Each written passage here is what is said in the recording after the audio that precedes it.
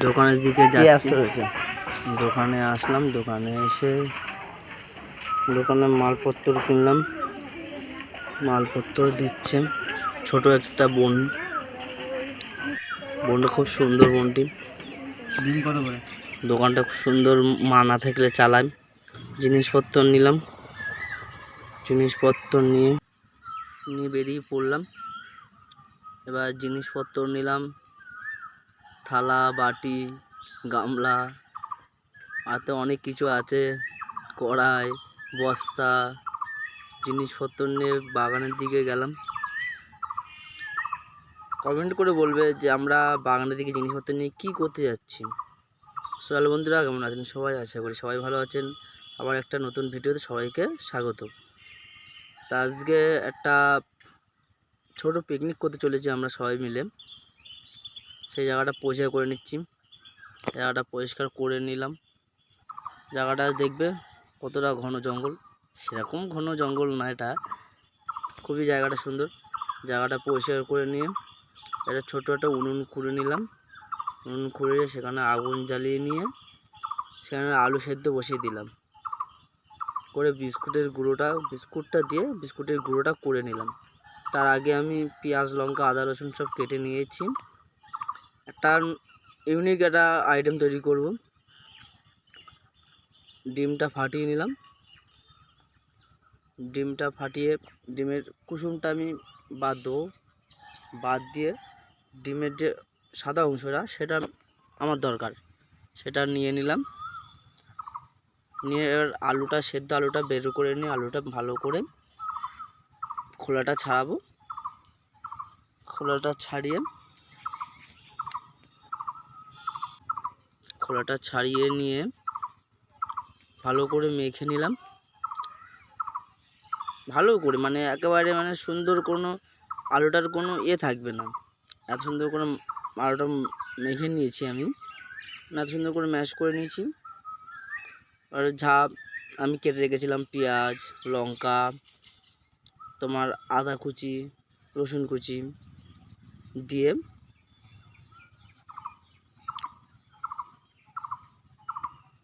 মশলাপাতি দিলাম, লঙ্কার গুঁড়ো,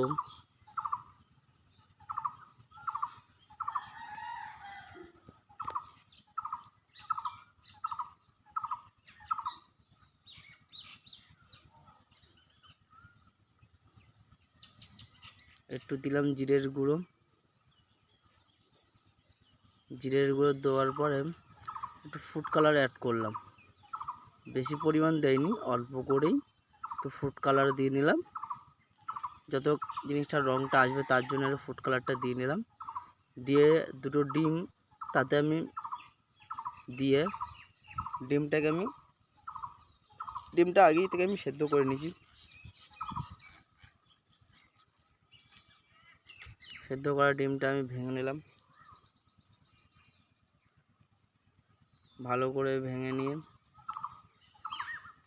দুটো ডিমই ভালো করে ভেঙে আমি ম্যাশ করে নেব।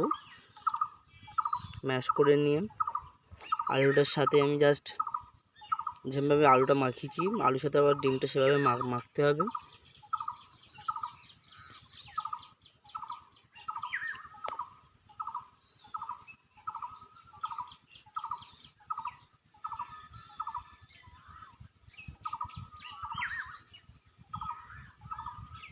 আলুর সাথে ডিমটা ভালো করে মাখিয়ে নিলাম।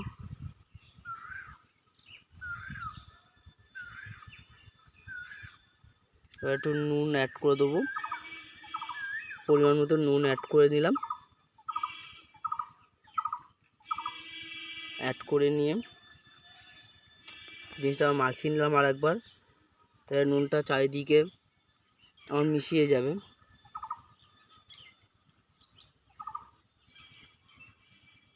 এবার যেই আলু ডিমের যে এটা আমি সাইজ করে কেটে নিয়ে ডিমেতে বুড়িয়ে আমি বিস্কুটে যে গুঁড়োটা করেছিলাম সেই গুঁড়োটা ওতে মাখিয়ে নিয়ে আমি তুলে নিলাম।